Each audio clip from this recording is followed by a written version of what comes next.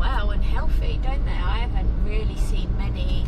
I see on the Facebook groups that I'm in, like, people asking for help for like this dog or that dog, and especially people find a lot of like dogs and their puppies or cats and their kittens, and so people are always like asking for help for that. But on the whole, the dogs all look, they're big. I mean, they all look more well fed than what Shadow does, and they all look pretty healthy, so yeah, they seem to do okay. I think probably a lot of even with stray dogs, like, a lot of people probably feed them. You can see it's a very dog friendly country here. Like, dogs are allowed pretty much everywhere. So we are currently going to a steakhouse that we went to last week, and it's called La Brasa Steakhouse, and it was really good. Very friendly. Met some good people in there. It's a very, very busy road at this time of night.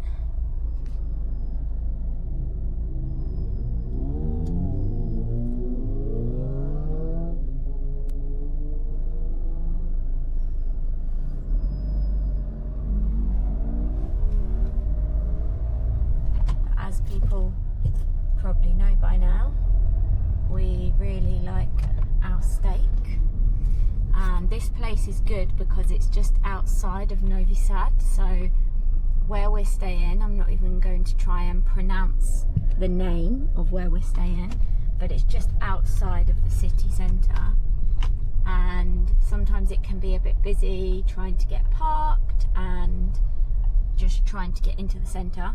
So here is really nice because it's outside of the centre. We got the moon up there, nearly a full moon, special full moon as well. It's a strawberry full moon, which is what Ether was born on.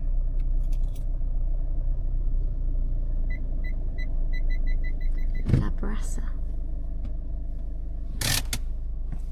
Charlie's new shirt, new clothes. He got some hair gel as well. He's looking pretty handsome, if I can say so myself. I've ended up with quite a handsome man who's now going to take me out for some steak.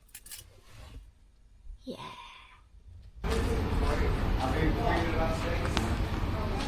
How are you guys? Do you have any good ones? It's good to see you both. How you feeling? Yeah. Is Sally? How are you guys? Good to see you. The cake just takes 6 minutes.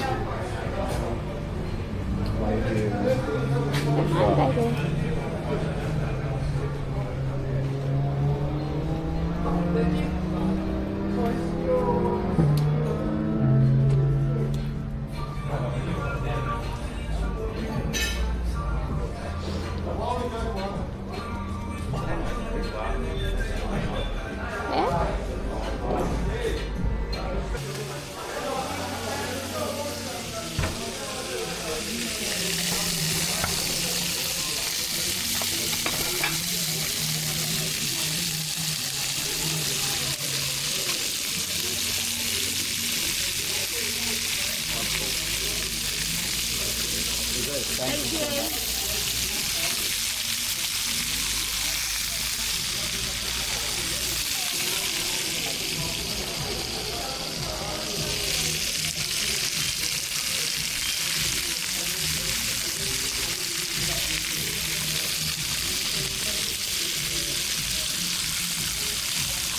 And just seeing like what's happening in the UK, and of course it's happening in loads of places, it's not just the UK that it's happening, but it's like to have that freedom. Like, finances are one thing, like finances are really, really important, and they're going to bring so much, like that's going to bring so much, but having the location freedom is like key in this world now, because whatever country you're in, you just don't know when something's going to change or kick off or anything. And especially if you've got kids, especially if you've got family, like you want to have that ability to just get up and go and know that you can still earn your money, there's nothing like that stopping you. And so many people don't have that. So the more people that are looking into doing that, like I'm so rooting for everyone to do it. Because even if people do live in countries like the UK because they like it, that's fine. But to have that freedom so people can just get up and go, I think like that is so powerful. The amount of people that can't do stuff because they're like, oh, I've got to book it off work, or you know, I've got to get a holiday to be able to do this or do that. It's like, wow, like I can imagine because I've done it, but I couldn't imagine living a life like that now. Like the freedom is so important to me. I love that one. Having to ask if I can have time off work, having to get up and know I have to do these hours, I have to do this. It's like, no, it's completely on my terms. And like, I don't have to ask to go and get on an aeroplane.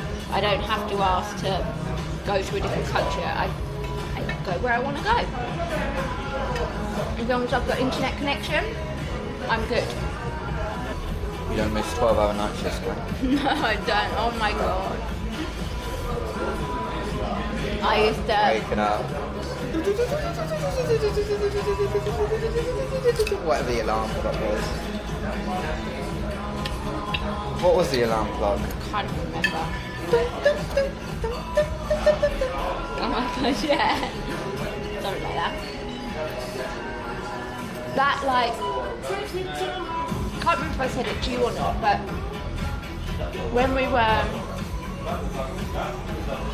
No, we were here, it was in Serbia. I was listening to a podcast and they were saying that night shift workers or night shifts have now been put on the list of carcinogens, the same as like tar and like or tobacco and all this sort of stuff, like working a night shift, because it does so much damage to your body. Not only working a night shift, but then you're around all the fluorescent lights. Like all of the stuff is so bad. I can't believe that I did it for that amount of time. And I used to choose to do it. I used to prefer to do a night shift than a day shift. Because I'd be like, well, one, I get to stay at home with you. And because you were like a night owl, it was like, well, it's good because we can have a night shift routine and we'd lay in the morning and whatever else. But the job I love, I did love my job. I loved my role and what I did. It was amazing. But, yeah, gone are those days. Very gone are those days. Sure. Yeah. Do you remember me telling you about that? What, working night shift? Well, no, like, this ain't going to be what you're doing forever. You fight for it. Even after we had the miscarriage and you were like, you're not going to go back. And I'm like, yeah, I want to try. And I tried and it didn't work. Why didn't you? A couple of reasons. One, I had to wear a mask and like, it was like PTSD from when we were going through the miscarriage and they were putting a mask on me and I hadn't worn a mask since. And then when trying to put one on in the hospital, it was horrible. It was like just bringing everything back. So that was one reason. Secondly, I remember it, I don't know if it's my first shift, I think it was my first night shift. And I was only being given one baby at a time to start with because they were like slowly easing me back in. And I got given this baby whose mum had basically turned up at A&E not feeling well. Turned out she was pregnant, she didn't know. She went into labour and then finished. Baby was like really unwell. And then mum left the hospital and didn't want anything to do with the baby. And it turns out she was like, baby was so unwell because she was withdrawing from drugs. And I remember like getting the handover and I just started crying and I walked away from where the baby was and went into the staff room and like a few of the girls come like follow me to make sure I was okay. And then the woman who was handing me over was like the like, I can't remember what you call, like deputy kind of thing, and she was like, I'm so sorry, maybe like I should have thought about giving you this baby kind of thing. I was like, no, like it's not, like I love it because I can sit here and cuddle her all night because she's a full-term baby, she's pretty well, like all this sort of stuff. But it was just so sad when we had gone through what we had gone through, when I wanted a baby, like, and I would have been such a good mum, and then there's people out there doing things like that, like literally not caring at all. And this poor baby is there, like, going through withdrawal symptoms because she wants the drugs. Her body needs the drugs. So that was another reason. And yeah, it was really, really difficult to, with both of them together, it was like, yeah, I can't do that. And then got signed off again. So you see, like, when I abruptly speak to you so directly.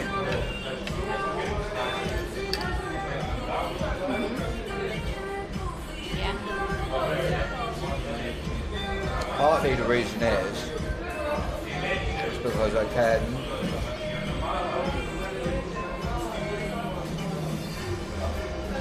care about something way more than your fucking emotions and your lack of clarity. And everything I've been through there with you, having to tolerate situations we've been through. Yeah. One of them is passing out. It was such a bad situation.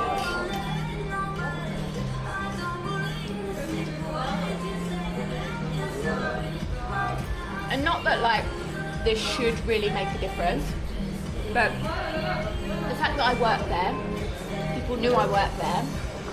It's like if we ever got a baby in and the mum was like working in hospital or something, you give them like that little extra special treatment just because, you know, they work there. It's their workplace. You want to make sure they feel loved and cared and seen and supported.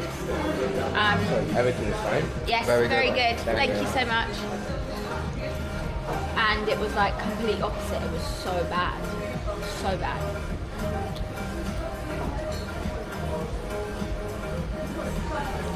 There's just so many numpties around. I know.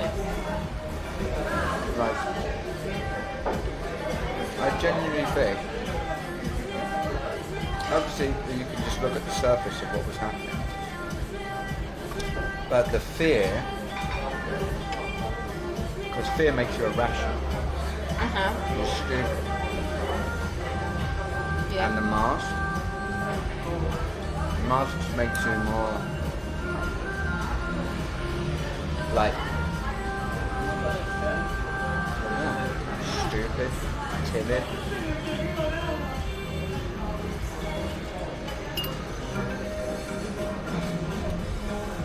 I just couldn't believe the fucking.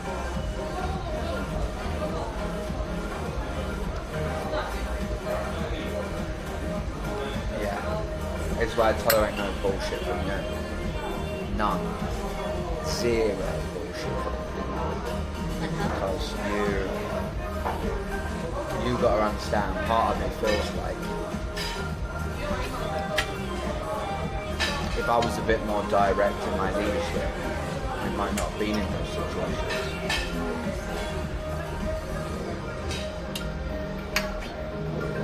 So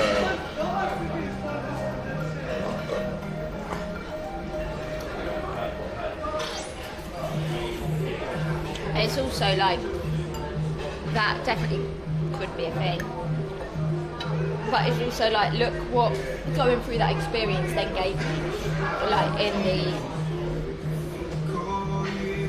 desire, even though I didn't know what it was, to do something different the next time. And if a situation hadn't been that extreme and it was like, oh, we had like just had a miscarriage and it was just what a lot of people experience, it just sort of is what it is, my reason for going down a different path wouldn't have been there. No matter what anyone would have said or anything like that, it had to be something that I experienced myself. So, of course, I do not want to go through anything like that. but it definitely had to happen for me to see how bad it was if I stay in the same place that I am and go through the system and use their processes and all that sort of stuff. Which then obviously led me down the path of a whole new community and a whole new way of birthing that I never even had any awareness of. I can't believe how many dumb concepts there were. Like that first time, like literally everyone.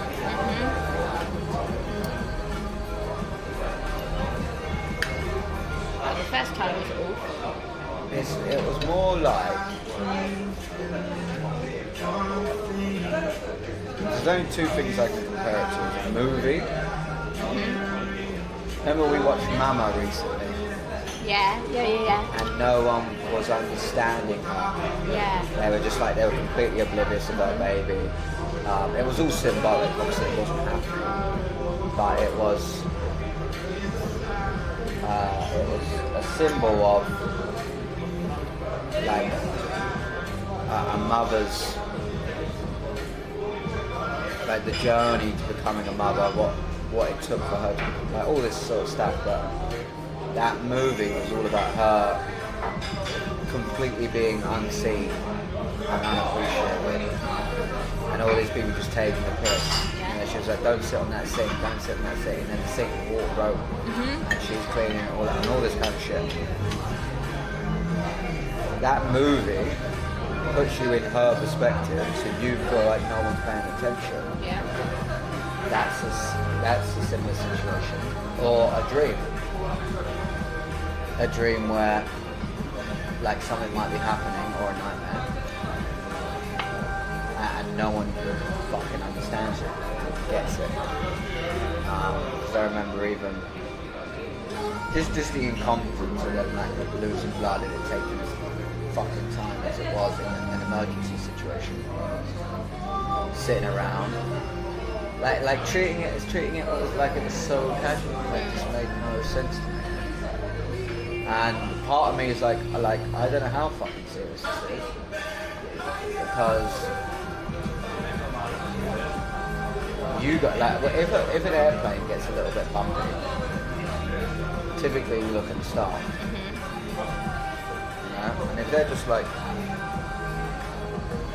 another day at work, Yeah. it's a good guide, right? Yeah. What do children do when they fall over? They basically look up. Yeah. They need to like look at their tail. So in that situation, part of me was obviously trying to stay so calm. I just think about how shit that situation was, how bad that staff was, and even that stupid cunt woman Oh my god, yeah. next door. Yeah. The one staff that stood out to me that was different was the, well, her, but no, the one who,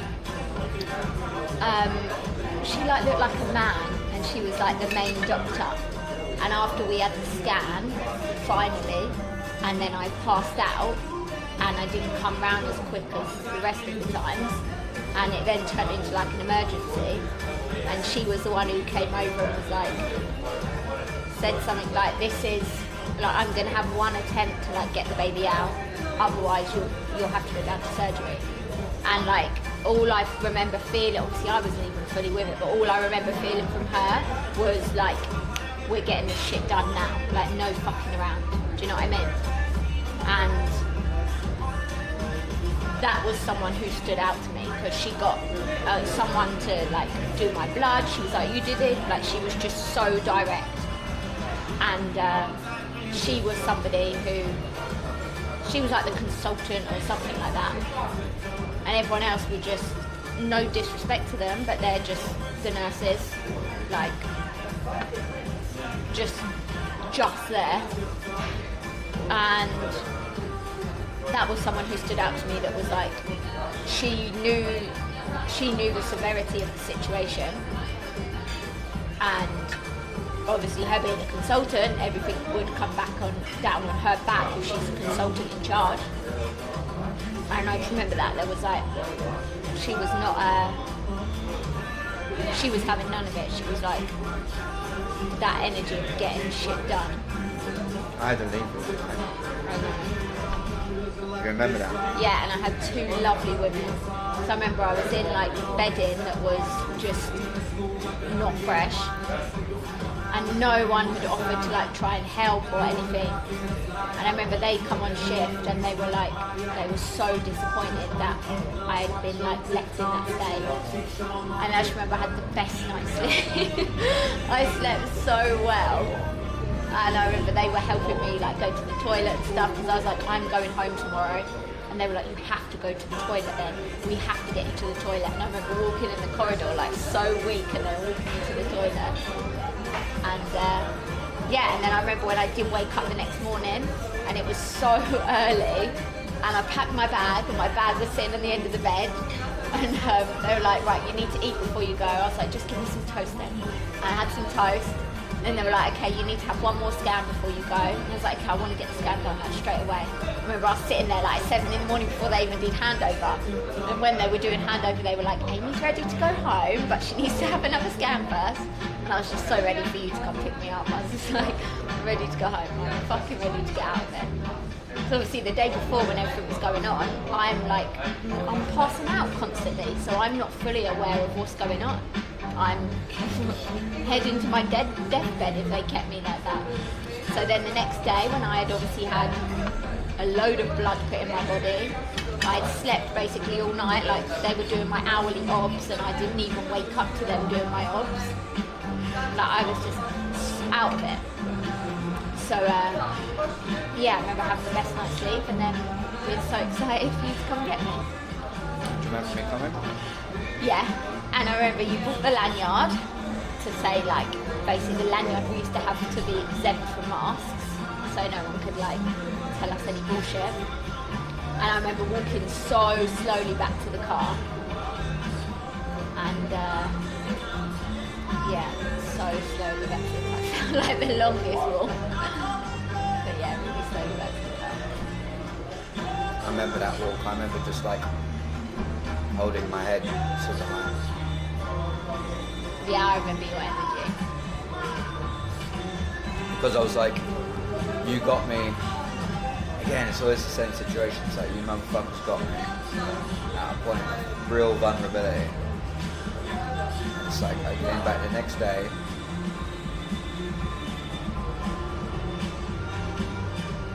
Yeah, it did happen in Maple. Yeah, we were Maple Court, yeah. Okay, so I drove all the way there. I think we had June at the time. Yeah.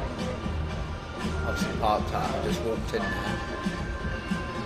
No, you didn't drive, because we went by ambulance. I don't know how you got back. You were looking at a taxi. No, I got a stuff taxi like that. back. Oh, you did get a taxi So back. what I'm saying is when I come to the hospital, Okay, yeah. and I just came in, like I dare some motherfucking stop me. Like I was fresh. I remember having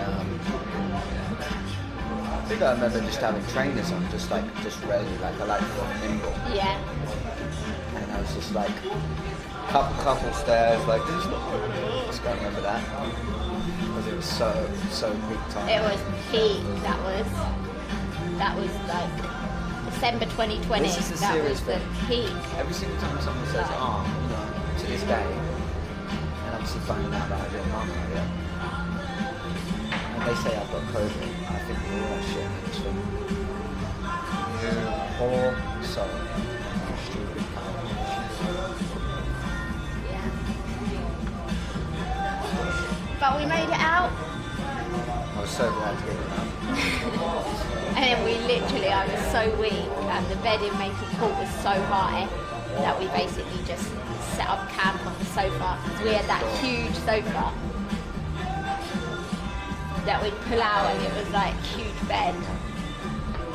You would crawl to the toilet. Yeah, I couldn't walk over. And you'd be like, every time you go to the toilet, wake me up, I'd be like, Charlie, I need the toilet. And you'd go, okay. See what I'm saying? And what I've been through here. I know, that wasn't even the most serious one.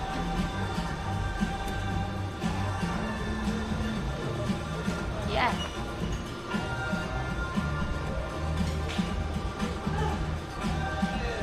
Yeah, supported me well. My body has gone to its extremes twice. But I'm still here, I'm standing, I'm strong, I'm beautiful, I'm powerful. And I'm doing amazingly. Yeah, but as much as I get frustrated, because I do, and I'll tell you about it, the baseline is always just being glad, away from me and you. I don't think of you as someone independent. I know you have a world, obviously like anyone else, but I know that you have a world of relationships, people, things you're supposed to be doing. And I know that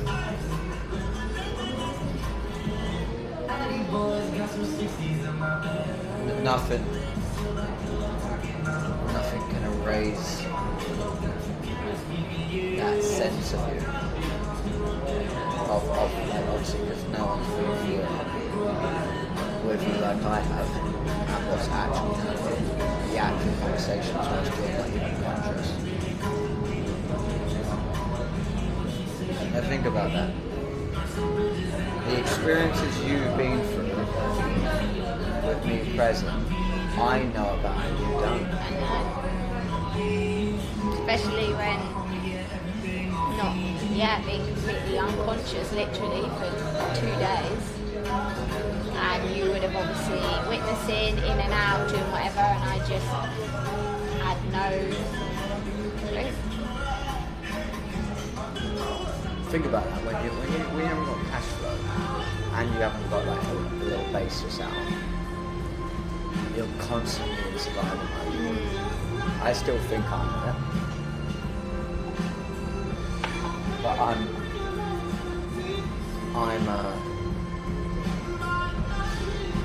looking at a way different perspective, like so many other factors other than just money.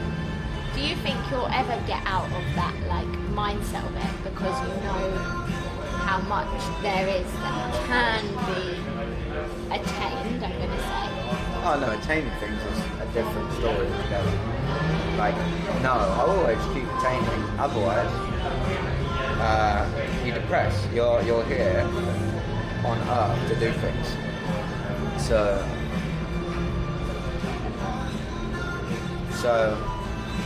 if you don't, you just like suppress and depress. So for me, it's more about, it's not financial security, it's all security. Like actual home security, physical security, network security. Financial security isn't just like how much money you make, it's like where is it? It can get taken away from you. And if you have like one without the other, for example, you've got loads of money but you don't have like your health, you don't have physical security, stuff like that, or you have your health but you've got no finances, you've got that, it's like a balance. There's like all of it. And I think that that's really important, because people can strive for one thing and this is like what I've said to you before, when you've been in like the last phase you were with working, it's like finances, amazing, wow, what an opportunity. But then you have to look at other things, and it's like, for your health, for the longevity, is that doable? No, it's not. So it's like, there's so many different areas that you can look at it, and the true freedom isn't in just finances. Finances, of course, are a part of it, but there's so many other aspects to it. Like, there's so many aspects. So, So you're in a different situation. What do you mean? You're in a different situation. What do you mean by that? Well, you ain't got to worry about You got to be aware. It's not your responsibility to take responsibility of all the things I just mentioned. Yeah. So do you know what yours is? To be a good wife. To keep the home in good order, good energy, and that aspect of it. And what it actually looks like, in my vision, is, you know, you're around other women, people, call it at home, whatever that looks like, but you're around them, and then if there is like children, dogs, animals, wherever it is, it's like those things. Yeah, having a place like Diligence in Montenegro, where, and more than that, but where there's like numerous properties on the land, and getting to a point where it's like you've got really good facilities, you are growing your own food, you, like there they didn't really have any animals per se, but you've got animals, you've got chickens, you've got cows, you've got goats, you've got whatever animals it might be. Huh? You're good. No, but I mean to provide like food. But then everyone, like people are together in community, but you've also got that space as well. I think that that's really important. You're gonna go out and eat. That's what I want it to look like. Could be better. I don't think I had the greatest appetite. But we got all the food again, so it'll make its money's worth. Yeah. I don't know how much it came to, but I know last time all the shots of rakia and whiskey probably added it up.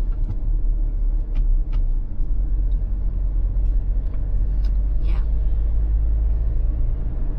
What would you rate it? Maybe 7 out of 10.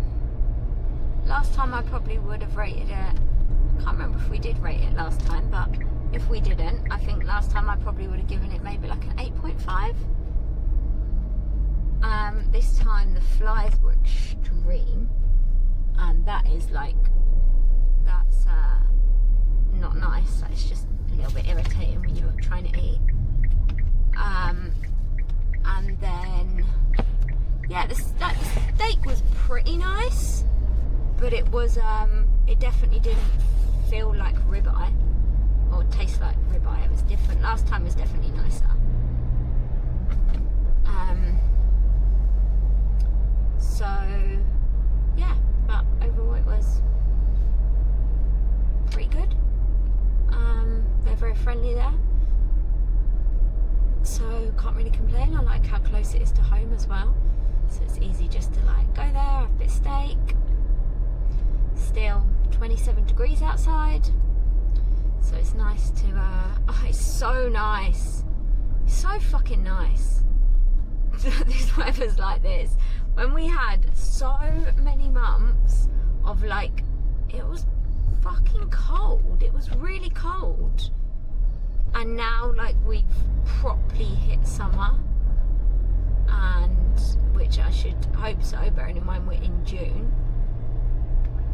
But it's, yeah, it's just so nice to be able to come out. I bring a jacket anyway, just in case, but when you walk out and like that warm air hits you, I like would always call it like the holiday air, like when you get off the aeroplane and that air when you land somewhere hits you, that's what it's like. And the fact that we just get to experience that all the days that the weather's nice, usually for at least 4 months or so solid, it's I'm really grateful for that, because it makes me feel so much better when the skies are blue and there is warmth in the air. You need to travel for it. Yeah. Yeah, I think I've been... You need to travel for it, right? Yeah, I've been having good conversations with my old friend Chat. Oh yeah? And really getting clear on... Your like, old friend who? Chat. Say it again. Chat. Chat. Chapped. Oh, there is a T on there. Yeah, are you a streamer? Are you? Yeah, I am actually. And yeah, just really trying to plan out like the acceptance of, okay, if we're in the European countries, there are going to be countries that, or the majority, we're not going to get hot weather like this, but that's okay. I'm okay with that. It's more for me the grey and the dull, like even if it's chilly or cold, if it's blue skies and it's sunshine, it just makes such a difference. So the heat is one thing, but it's more like the energy that it brings, even if it's not boiling hot, when it's just blue sky, sunshine, and even a cooler temperature.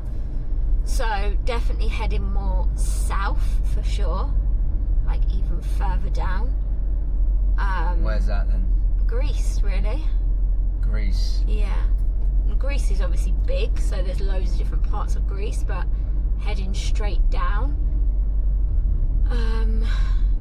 Even like Albania way. Obviously Albania is right next to Montenegro, so the weather isn't hugely different, but if you stay along the coast and you go right down the bottom just before Greece, there as well. You have got Cyprus, but obviously Cyprus is a little island that you need a ferry to get to. So, and a lot of the time You're scared, right? No, I'm not scared. I'd go on one, but only half of the year, from what I've researched, they have car and dog ferries. So you can't just take a dog on any ferry. They have to be a specific ferry. And you can go from like Greece to Cyprus, I think, but it's yeah, there's only certain times of the year that you can do it. So if there is a ferry that it works out that we can get over there, then I'm definitely open for that. Like, I love Cyprus. We went to Cyprus. Cyprus is beautiful. Who went to Cyprus? Me and you. Did we? Yeah. You sure? Yeah, you know when we were on that cliffs and you were doing that Bear Grylls thing? We went Cyprus. It was really last minute. Like, literally, we booked with like a few days' notice because I had really, really bad psoriasis. What's that? You know, I had that whole rash like all over my skin. Like red, lumpy rash. And I remember going to the chemist and she was like, you could do with having some sunshine. And I was like, well, that's no problem. I can book a holiday. And I booked for us to go to Cyprus, and we stayed in a really nice place. Remember, it used to have that separate like little beach club, and we've got that photo of you sitting under the umbrella on your laptop doing work. You were wearing like a white t-shirt. I think it was a white Gym King t-shirt. That was Cyprus. Fucking hell, are you okay, Amy? Yeah, I just couldn't really get straight. Maybe I've had one too much. One too many. One too many orange juices.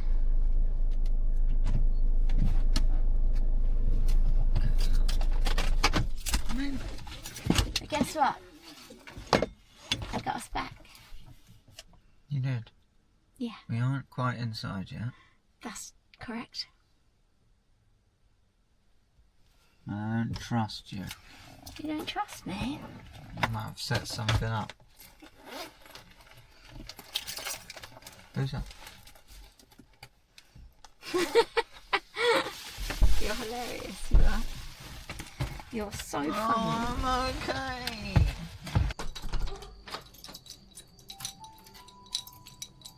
We play calming music for him when we go out.